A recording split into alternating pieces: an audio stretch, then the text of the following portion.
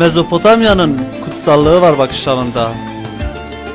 Ara Dağı'nın eteklerinde yanan yüreklerin sıcaklığıyla seviyorum seni, seviyorum gulamım.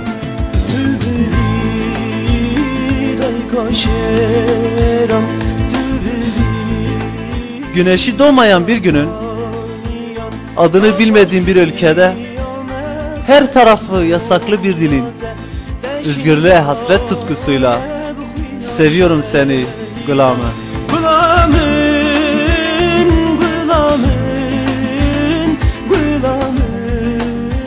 Sana olan sevdam, Kürdistan gecelerinin barut kokan karanlığında, yakılan ateşin etrafında ısınan gerilanın yürek parçalayan türküsünde saklıdır gulamım.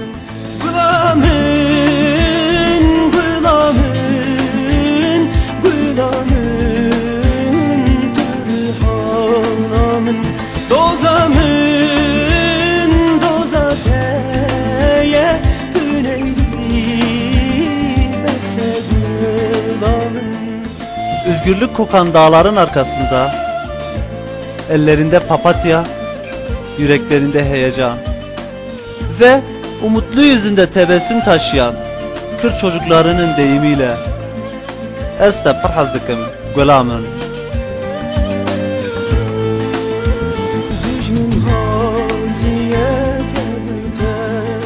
Dostluğum kalkandır namerdin kılıcına, sevdam meskendir memuzin aşkına. Sevgim ölümsüzdür heval aşkına, bu yürek fedadır sevgiliyi unutmayana gulamın.